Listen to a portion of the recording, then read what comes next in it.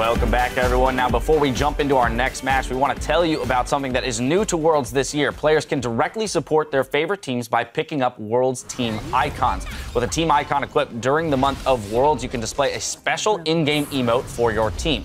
Now, after patch 5.21, the emotes will retire as we clean up the confetti, but the icons will stick around.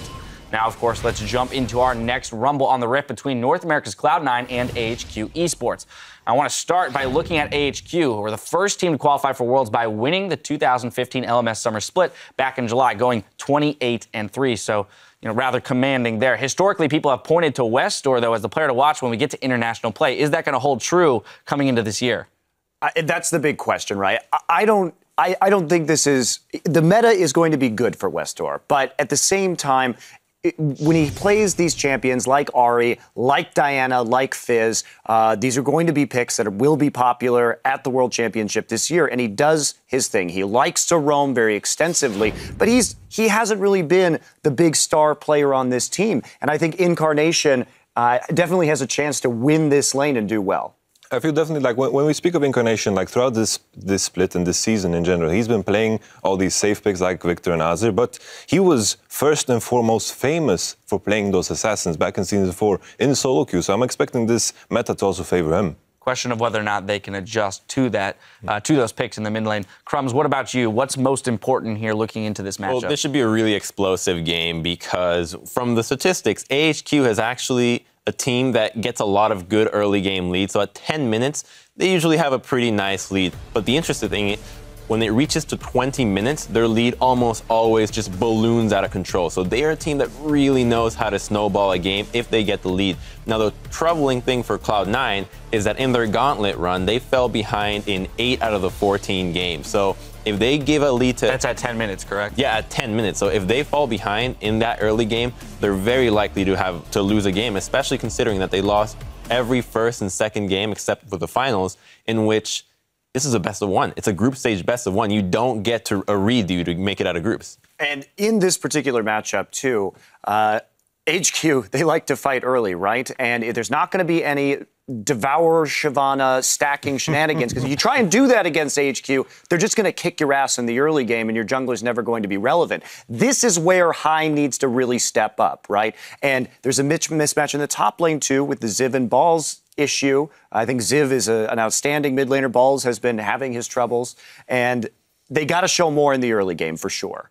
I feel like what I'm looking at when I think of AHQ, they play this they play like gamble. There's almost zero consistency in how they play. They always gamble. And I feel like this type of play style is good against the worst teams. As an LMS, they don't really have any, there's only the top 2 teams. And against Cloud9, I feel it's perfect because they are a bad team. All right, well, they are a bad team. And that's how it is right now. And you can say, okay, they went through the gauntlet, but at the same time, that was not a challenging gauntlet. I mean, the teams that were in that gauntlet had absolutely fallen apart by that point, and it was basically just Cloud9 picking up the pieces. So with this consideration in mind, with the consideration that they aren't a very strong team coming into Worlds, what do we have to look to? What's that thing, that piece of hope that we can cling to going into this matchup? Where does C9 win it, if not for the Devourer Shyvana jungle? Laning phase. It's got to be the laning phase. I think it's High's shot calling. The shot calling. I feel Sneaky and Incarnation have had good individual performances. Karma Draven. What? Karma Draven win lane. Win lane, win game. And I say C9's a bad team, but I will never discount High's ability to come up with a creative solution to win a game. He is a fantastic shot caller. He's great in that role, and he can turn things around in a late game in a way that very few players can. All right, well, we've seen some impressive shot calling from him in the past on the international stage.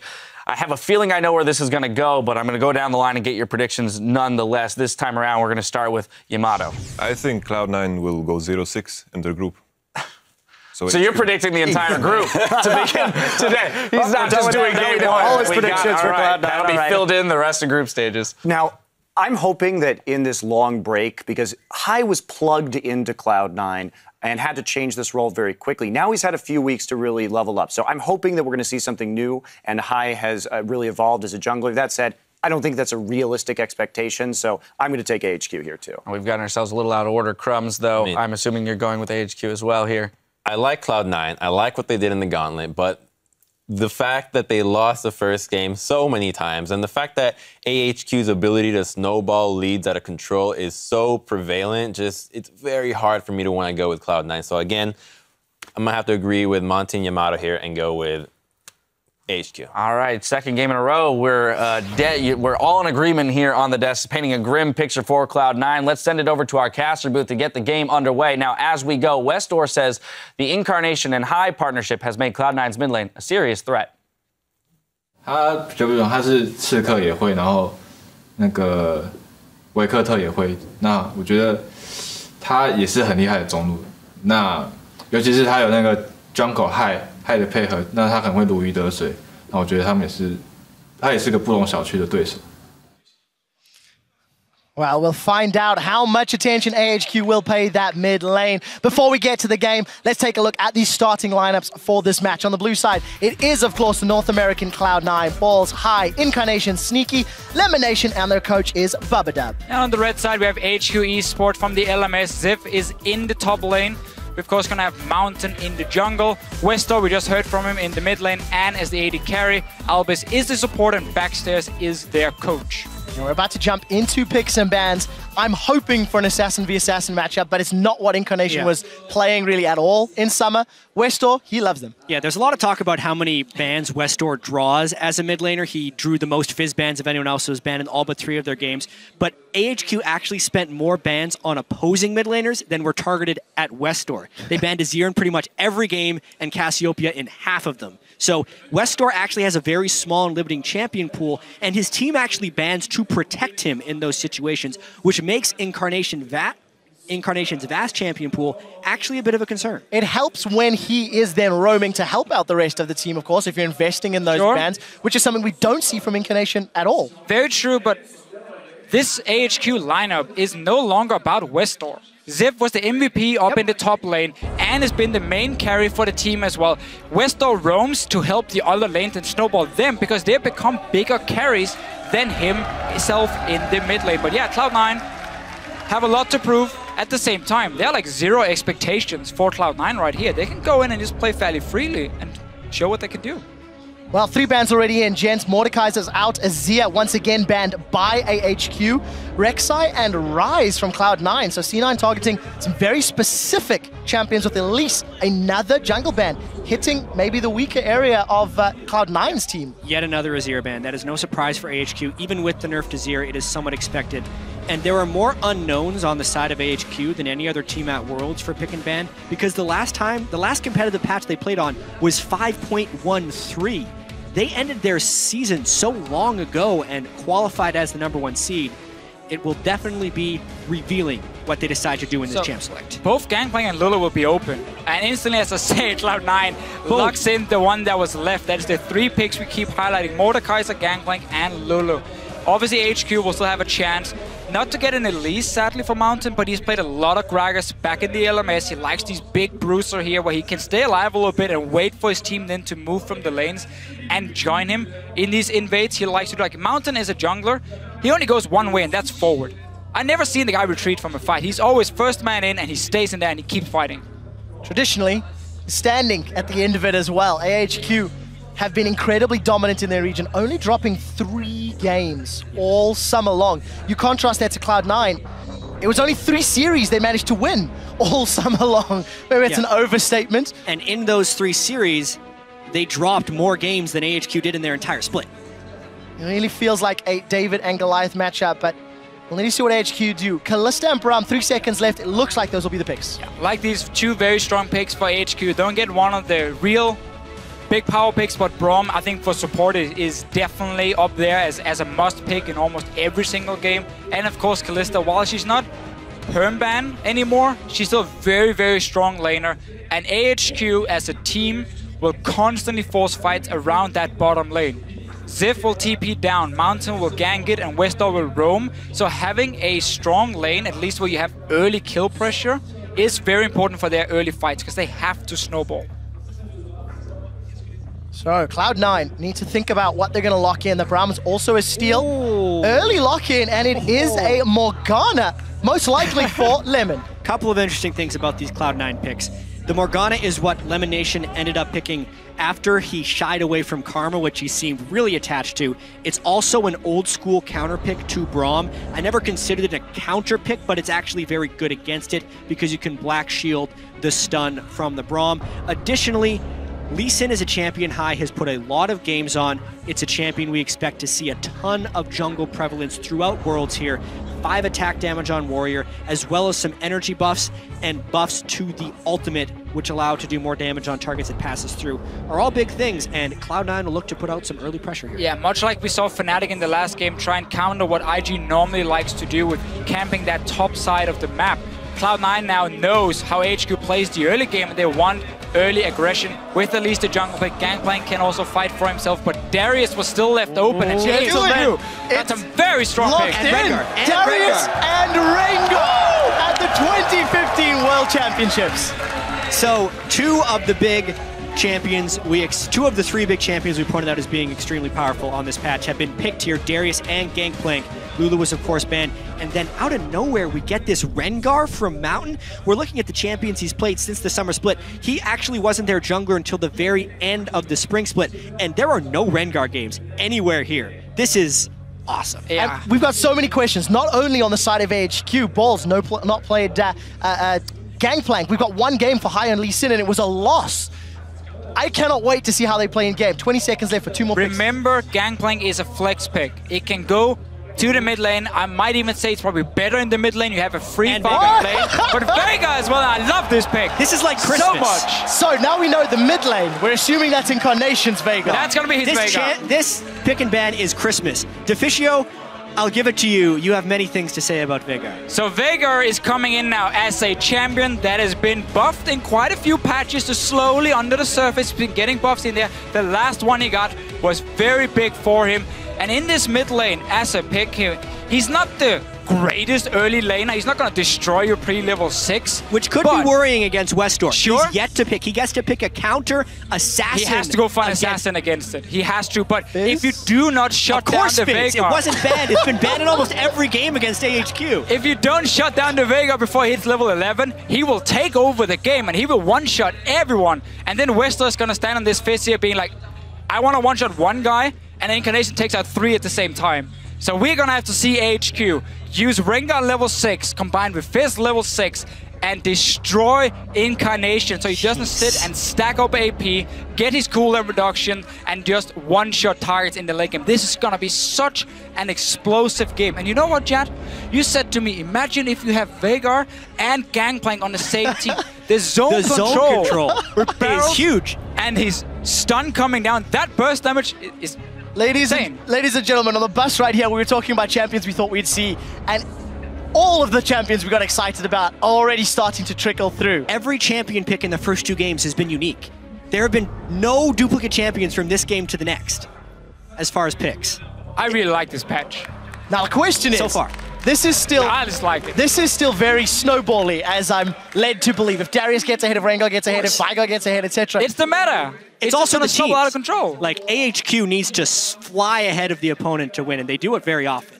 And they've got the tools to do it again. Here's your team compositions, ladies and gentlemen. They need level 6 this time around for AHQ, and then they can go crazy. Let's find out, because we are exceptionally excited. Jump on Twitter once again, hashtag C9win. Do they have more magic in their tank, or will AHQ, the favorites coming into this game, pick up their first victory here in the group stages? It is Cloud9 taking on AHQ with Veigar in the mid lane, the tiny master of evil. And we also get Westor's Fizz in this game. Yes, Westor wasn't high in the MVP voting over in the LMS, but it's Westor's Fizz. He doesn't get to play this champion. And now he's playing it against Veigar. And you know what? It's Ant's Kalista. So AHQ, when they have these early fights in the bottom lane, they're looking to give Ant the kills, and of course Westor whatever he can pick up. But late game, you might just be one-shot by Incarnation. Westor's Fizz is 4-0 in their last 31 games played with a 15 KDA. Yeah, and it's been banned 26 times. Well, picked away one other. Anytime there's a game with Westor, Fizz shows up and picks her bans. Now, For Cloud9, we mentioned a little bit how the Lee Sin pick, they want to try and counter some of the early aggression. But for me, the Gangplank and Veigar, that is where Cloud9 wants a bit more time before their composition really kicks in. So for them, you gotta play safe in the early game. You gotta be able to predict where HQ is going. Because once you hit 11 and get rank to ulti and rank 3 of your E on this Veigar here with the stun, grouping is gonna be so powerful for them. And I don't think HQ will be able to respond against that. We'll find out if they get a chance to respond to Fisher. We're almost at 2 minutes. Lane swap seems to be initiated by Cloud9. And coming into this, we talked about how maybe a lane swap could have helped Cloud9 overcome some of the tower diving and team fighting strengths in the early game from AHQ. But some of their champions will struggle a little bit. I know there was a discussion regarding Lee Sin and his effectiveness or preference in lane swaps. Really late invade there by Cloud9, but it seems to have actually pushed AHQ down just a little bit. They won't be starting Krugs, and in fact, Cloud9's going to get the start of the Krugs.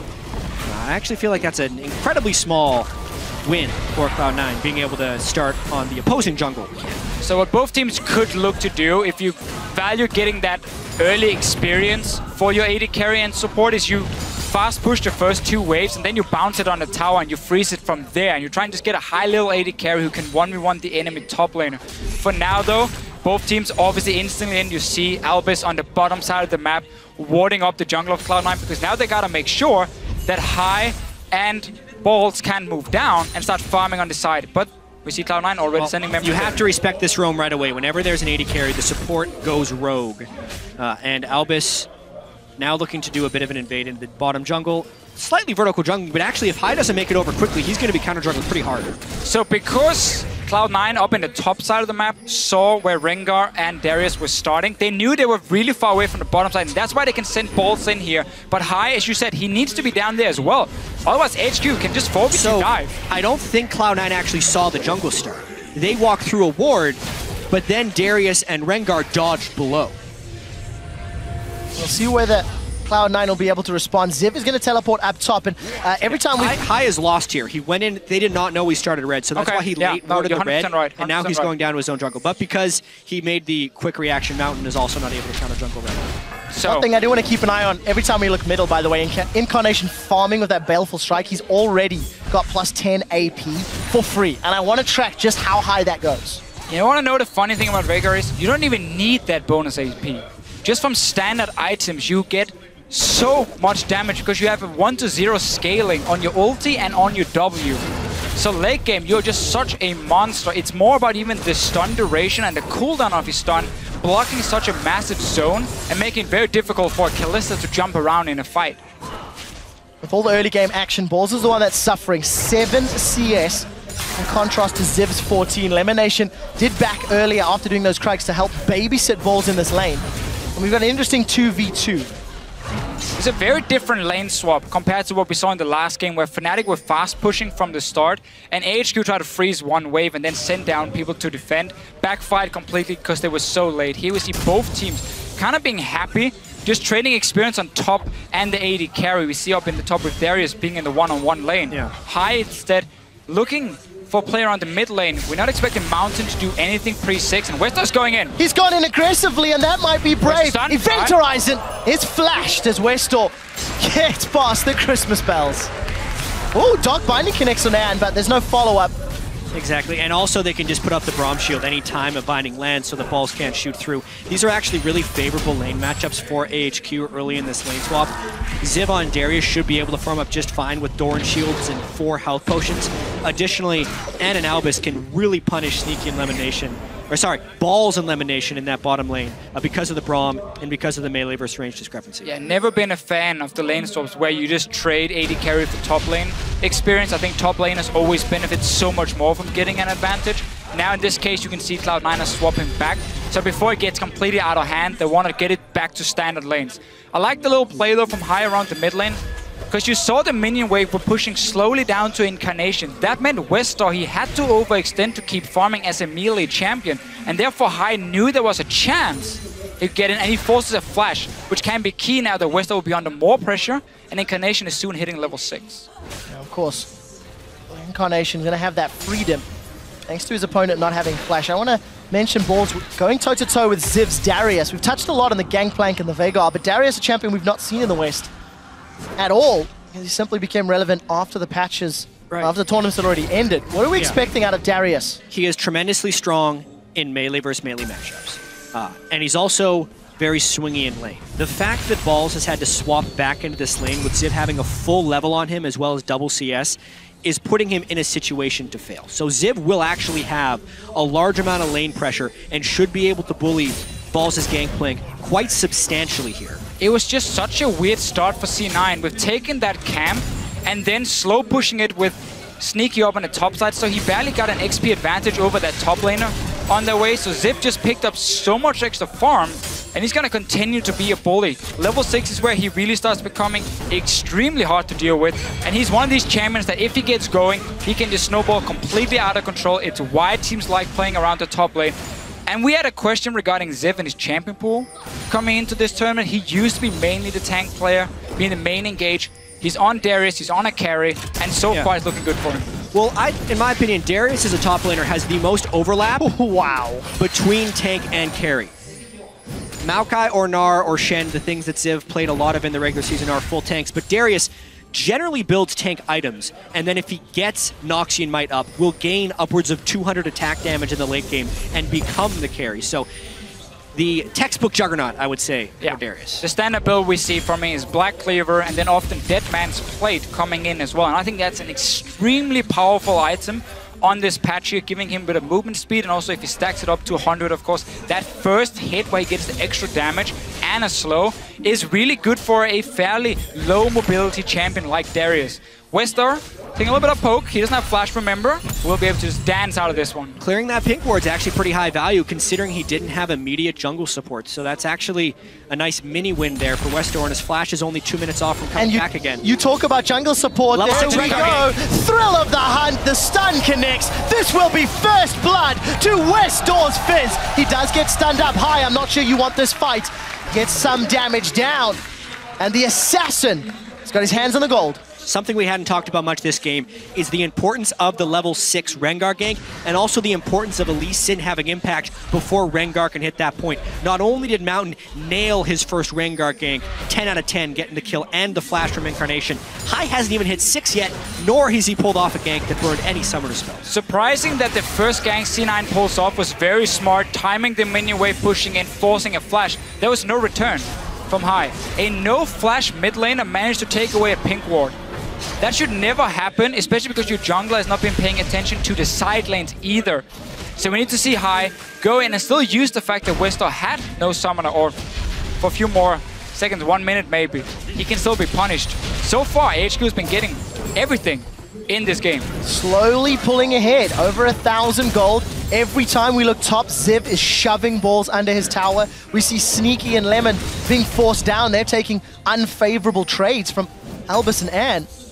And, you know, Mountain, he wasn't needed. He was able to just power farm his way up to Thrill of the Hunt. And the problem now for C9 is the fact that if you do not have lanes pushing against the Rengar, it is very difficult to get into the jungle and start warding deep where you can spot him using his ulti. You can't even deep ward in the lanes either to see if he's coming from there. So suddenly Mountain, every time ulti is ready, should have the opportunity to surprise Cloud9. No flash for Incarnation this time around. Westar has ulti. You can just return to the mid lane and do exactly the same thing again. Yeah, I should also note the early gank from Hai did burn the flash, but that's pretty much all he did. Exactly, but we need the follow-up then. Yeah, and he's missed that follow-up. Westar again has flash, and his mid laner is the one sitting without. It's really a lot about Incarnation trying to passively farm here to get his ability power up, and Balls' Gangplank passively farming to get extra gold from his barrels, because outside of that, Cloud9 doesn't have many windows for success here in the early game. And Incarnation, of course, running cooldown reduction per level runes for himself, get the 3.75% for masteries as well. And then he's Athenes and he can start making some plays. But Mountain, we just mentioned it, he's back towards the mid lane. Incarnation is standing very far back though. Yep. Not going to be at risk of getting caught this time. As we've crested 10 minutes, AHQ have that 1,000 gold lead. And a touch on that early game graph, they accelerate as they get closer to 20. Incarnation may be in trouble. He's going to get far enough away. And small misplay from Mountain. And I think actually Incarnation played that really well. It was greedy of Mountain to pop Thrill the Hunt so early, but Incarnation was constantly dashing in and out of where turret range would be if Rengar jumped on him, and Mountain was not willing to engage himself in a full-on turret dive, so nice job there. And a very important thing to highlight with Veigar's stun in this matchup. Let's just see the bot lane first, though. Elimination doesn't look to go aggressive, but you can not dash through the stun of Veigar. So when he gets the warning that Mountain is coming, he can just pop down the stun near himself, and Rengar will always get stunned on the way in and should not be able to one-shot him or at least lock him down. So Incarnation, as long as he stays far enough back and gets the warning and not hug a boost or whatever, so someone can jump in and kill him, he should be okay. Plus 58 ability power on Dark Matter, almost 3 amp tomes already. And outside of a big CS discrepancy in the top lane, it's not looking great for Cloud9. AHQ continue to just play for the long game. Yeah, the one saving grace here for Cloud9 is this bottom lane. Tristana is a pick that mainly caught on in North America, and this is specifically what they do for it. They continually push up, they get the explosive charge on the turrets, and they shove them down as quickly as possible.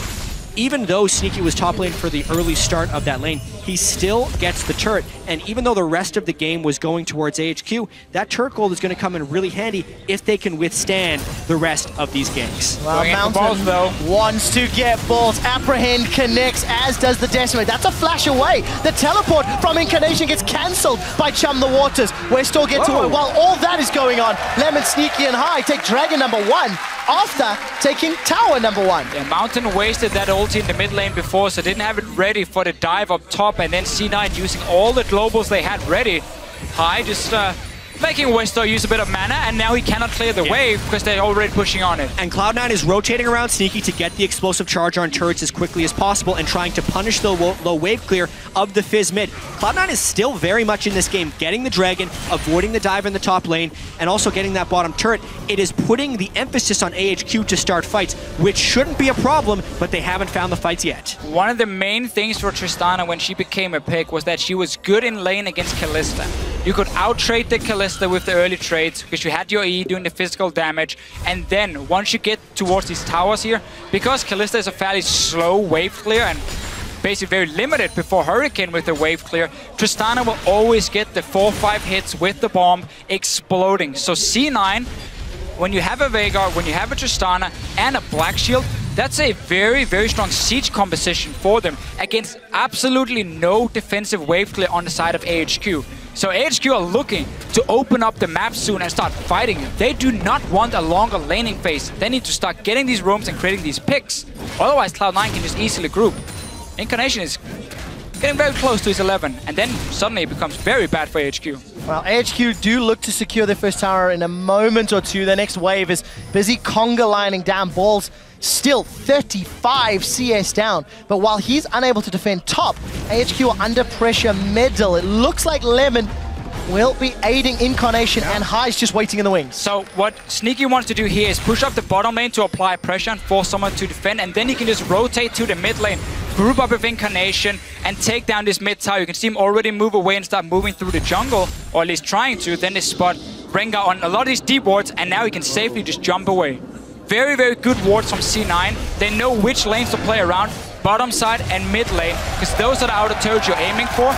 Let Balls just try and farm whatever he can up top. So Mountain's first ultimate was fantastic. The following two, optimistic. And have not paid off. Just a quick difference in their item builds as well. Moby Boots, both warrior enchantments. Moby Boots for Mountain versus the Sightstone for High. So still fairly squishy on both sides of the jungle camp.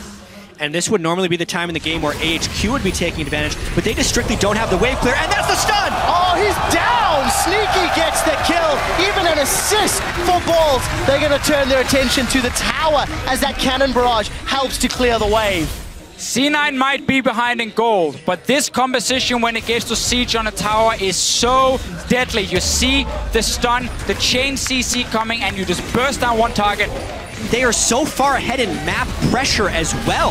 Westor would have to fight, and they just keep chaining. Cloud9 is on a rampage. Oh, there we go. Wait for Event Horizon to come back up, and Incarnation will say, I'll have another. They've decided to back away for now. Look at Westor. He was in the river. And because Ziv was called down, Balls gets free time in the top side. The pressure and the tempo is so heavily in Cloud9's favor, it is catching AHQ way off guard. AHQ in the LMS is used to playing a laning phase where they always get slightly ahead. They're then used to getting out of the laning phase and just take team fights left and right, and they win them and they get so far ahead of the other team.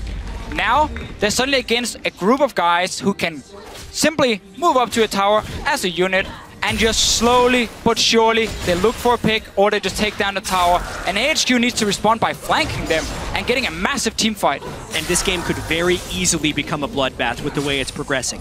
Both teams have multiple turrets down, and LMS, much more than North American or European LCS, fight over the Dragons. Specifically, if the other team is trying to chain them. It was actually really strange that Cloud9 was able to get that first Dragon, which means AHQ is putting even more priority on preventing the second one. And since Cloud9 does have turrets down already, the next course of action would be to start securing those Dragons. This fight in 90 seconds could be massive. Level 11 for Incarnation. He's got 120 bonus ability power thanks to that passive on Baleful Strike. And we did see AHQ grouping around the Dragon. So for Cloud9, where is their next move? Mountain does have Thrill of the Hunt on, and he's thrown it down.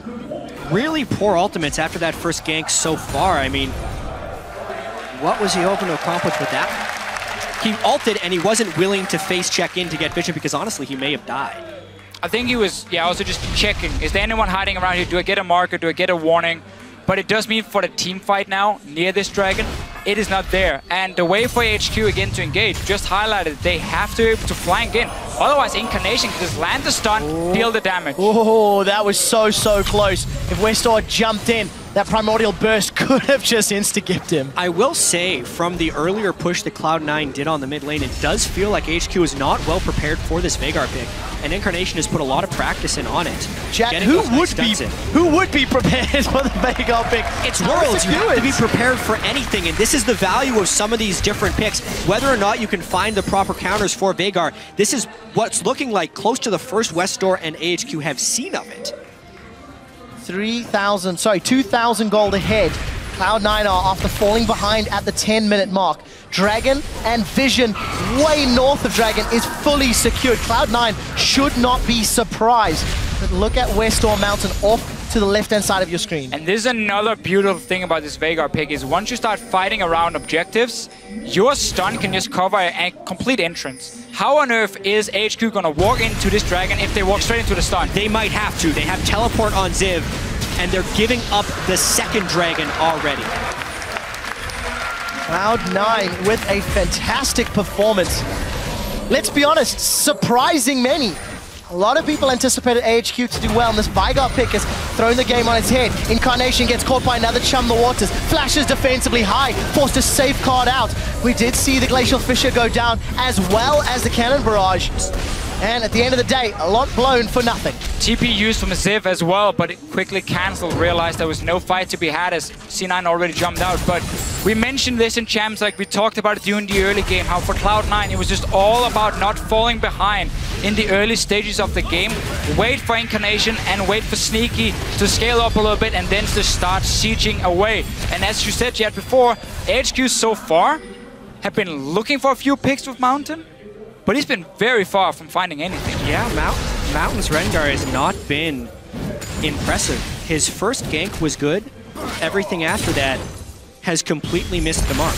The deep wards from Cloud9 are in all the right places to stop Mountain from being able to push. And despite, here's the huge thing, despite Balls going into that top lane against a Darius, beginning down 20 CS and a level, he was down 40 to 20 and level 5 to 4. And even though he lost his turret early on, he's stuck right in there, and he's been able to use his global somewhat offensively. Huge credit to Balls' Gangplank, his most played champion in Korean solo queue during the boot camp. He is doing good work against Ziv, AHQ's strongest player. The key really for C9 with this early game is the fact they had that Tristana into Kalista lane on the bottom side. With the Morgana to just continue pushing the lane over and over, So while they were losing on the top side, going even on in the middle lane, with Incarnation dying once to the gank, they were winning the bottom lane. That gave them an opening to get an outer turret and get into the jungle of AHQ and start placing some of these deep wards you see on your map now, making it even harder for Mountain to pull off an ulti. We do see that wave clear being so useful. Westor, wow, he's decided to go aggressive. Balls is being caught out. Chum the Waters goes up, and Westor makes that look so easy. But Cloud9 said they want to fight in the mid lane. The dunk master Darius is about to get dunked. It's Sneaky that gets the kill. Now we've turned into a 4v4. We do see Mountain jumping in, but he immediately has to flash away. Exhaust reducing all his damage. Event Horizon has come back off cooldown. Sneaky's trying to be focused by Westor, but it won't be enough. That's the second kill of the fight for Sneaky. He's burning. He needs to run away. Mountain gets caught by a dark binding, and High goes in, but it's Incarnation that secures the kill credit. 5-2 and 4,000 gold up. And Cloud9 is actually thinking of turning on to Baron after this. This is a risky call. That was a great chaotic fight win by Cloud9. They got balls coming in with TP. Anne is the only one in the mid lane. 3 others are dead. This is Baron at 22 minutes for Cloud9. They will take full control of the game after this secure. So we see 2 things from AHQ as well. We saw Westor split pushing, getting a kill onto balls. That's one of the ways they can get back into the game. But then the rest of the team were caught sleeping in the mid lane. High gets the engage. Look at Elimination landing binding after binding as well, and the CC between him and Incarnation allows Sneaky to stay alive and just sit back and deal all the damage. And specifically the fact that Ziv was eliminated before that fight made it even though AHQ thought with the collapse up from Westor they would have the edge. But Westor too had burned significant cooldowns to kill balls in the bottom lane, and the binding accuracy versus the skill shot accuracy from Incarnation's Veigar in this fight were just too much for AHQ to handle. And we're just getting later and later into the build for Incarnation. Because you get 5 on every kill or assist. 168 bonus AP. Right. Currently, Incarnation has 497 ability power at 22 minutes. A Baron as well, and they are now sieging the inhibitor turret. It is down. This is exactly why Tristan is such a big pick in the North American LCS. The instant you get an edge, you get to snowball the turret. He found Mountain! And Mountain's jumped in, but he's down. It's Balls that takes him out. Ziv got stunned by the Event Horizon, and he's forced to flash away. Sneaky goes in aggressively. Red buff is ticking. Buster Shot gets eaten by Albus as Anne eats a huge crit for dinner. The inhibitor will be dropping, and there are minions pouring the bottom line. They might go for the end. That's 20-second death numbers on 2. You got Tristana. Ultimate. Keep pushing, keep pushing. And they are pushing. Nexus turret number 1 is being focused. Another the Event Horizon catches Westor, and he may need to take the door. The exit. Cloud9 look for the second Nexus turret. It is being focused down. The satchel charge is on. It's ticking and burning. That drop will drop shortly. The Event Horizon catches Anne, but he is able to QSS away. Second item QSS. There is no damage. Cloud9 are on the Nexus, and they will take down the number 1 team from the LMS. 23 minutes and 58 seconds. One of the fastest games of the year come against AHQ, the number 1 team from the LMS, and Cloud9, a team who at one point in the regular season was 9th. What an upset in this group stage. The analyst desk before this game here, every single one of them mentioned something that C9 had going for them that could win the game. We had Cloud9 and we had High on his shot calling.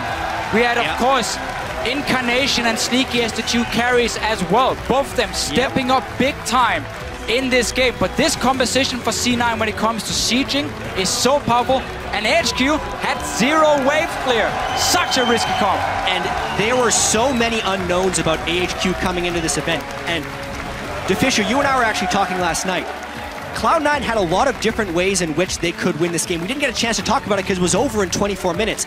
But if Incarnation could outperform Westor, pressure and shove the mid lane so Westor could not roam, if Ziv could not have a dominating performance on a new champion, and if Sneaky could win the 2v2 against Anne, all of those things happen. Really the Sneaky versus Anne in the bottom lane for me. C9 gave up the first spot in the mid lane. It looked like, okay, you're losing top. Are you going to start losing mid lane as well? Where is the pressure going to come from? Bottom lane. Tristana pick from Sneaky, elimination on the Morgana. Get that early tower, get the deep ward, start rotating Mountain. I'm not sure what he was doing with the ultis. 24 minutes. He wasn't even close. This game was over in under 24 minutes. Obviously, Baron buff timing with the Trist makes it easier to shove down turrets, but man, did they close that fast. We got so excited in picks and bans that we was forgot to worth like it. overlook the lack of wave clear on the side of AHQ. There was too much information going around with new picks coming in, the teams and everything. But we just see how powerful it is. Oh, you want to start wave clearing under your tower? Here's a massive stun around you, and I'm going to one-shot you. And then your tower is dead, by the way. Incarnation's Veigar was so good. Spot on. AHQ was not ready to deal with the event horizon. Nope. It felt like that was consistently stunning AHQ. And then with the new faster drop down on Dark Matter, it was just dealing so much damage. You talk, the damage on Dark Matter was almost as much as the ultimate. Yeah, it's insane what he can do. 1.0 AP ratio on it. Still though, for AHQ, a thing we saw a lot in the LMS was Ziv was the main engage in the top lane. On Maokai and so on, could TP in. He was the guy starting fights. With him now playing Darius and so on, he can no longer be the main engage. Yeah. And we saw the focus be switched over to Mountain on this Rengar pick. And it did not work. He had too many times where he tried. Extremely risky. He didn't respect the water could be there, or Incarnation just putting a stun around him in the mid lane and then he couldn't jump him. That is something HQ has to fix for the future games. So many things to talk about from this game, not only from picks and bans, from execution, now the surprise of Cloud9. Let's call it upsetting AHQ. Yes, sure. 100% kill participation for both Incarnation and Sneaky in that game. And with the first 2 games of Worlds lockdown, we actually now can take a look at the Group B standings. We've seen all 4 teams, and it is Fnatic and Cloud9 over Invictus and AHQ. We will obviously keep tracking this as we lock down more games throughout the day. But gentlemen, 518 is looking to be a very exciting match. Absolutely love it. That group is now done for the day, right? We're going to be moving on to Group C as our next matchup, but not necessarily expected results. Europe and North America atop the group at the start of the day against LMS and China. That was not expected by many people, I have to say. And even if you had predicted the result, the manner in which the results were secured is even more of a talking Very point. one-sided game. I mean, you could argue that Cloud9, they went slightly behind in the first 10 minutes, but they accelerated over the next 13. That was their composition. Their composition had to fall behind a little bit. AHQ had 2 kills. Oh, it was incredible. 2 kills against Gentlemen, we will have to talk about this off-air a little bit later. For now, we're going to head to Shox, who's standing by with Cloud9's European mid laner, Incarnation. Sorry. Thank you very much, Trevor. I love how you European mid laner, if we didn't know, but congratulations, Incarnation. A victory here for Cloud9, and I think it's safe to say that a lot of people hadn't expected that much from your team coming in, so tell me how you went, or what your mindset was going into this one. I felt like a lot of people underestimate us because we got 7th place, but with Hive, we've always been playing really good, I would say. So it was really weird to us because we personally feel like we're a good team, so yeah. Well, that's the most important thing. How much do you think, Margin, you've improved from making that fantastic run for you guys for qualifying for Worlds and then going to Korea to bootcamp? How has that helped you personally? It's helped me a lot because in Korea, we played against the top Korean and Chinese teams, and they're all really good mechanically. So I learned a lot playing against the top players there as well. It's quite interesting because you're kind of a rookie here at the World Championship, while you have a lot of people in Cloud9 who've been to the World Championship a couple of times and maybe didn't have the biggest hopes going into the tournament. How is that contrast within the team? Well, I feel like we have good expectations of ourselves, and we know we can get far in the tournament if we really play well. So it didn't really affect us. How does this win and the fact that Fnatic did so well versus IG maybe change your thoughts about the group? We know Fnatic is a really good team, so we kind of expected them to win. I feel like I felt like we had pretty good chances going into this match as well. So yeah. Yeah, finally, we have to talk about that crazy pick and ban phase and about your Veigar pick coming out. Tell us, what was the plan around that, and were you going to go for that no matter what? Yeah, more or less. We played some Veigar, and we had a lot of success with it. So yeah, it was pretty much planned from the start. Pretty much planned, and it went pretty well. Well, congratulations. Yep. Thank you very much. Incarnation, that is Cloud9 winning over AHQ. We have to take a short break, but when we come back, we'll be back with a rematch, Faker versus Ryu. More World Championship action with SKT versus H2K right after this.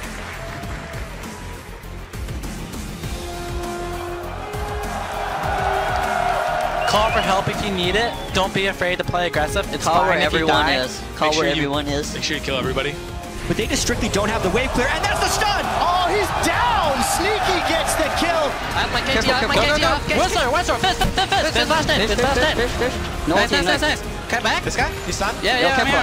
F, ulti, 13. I'm pretty low. Cut back. Super low. And Mountain's jumped in, but he's down. It's Balls that takes him out. Zip got stunned by the Event Horizon, and he's forced to flash away. And they will take down the #1 team from the LMS.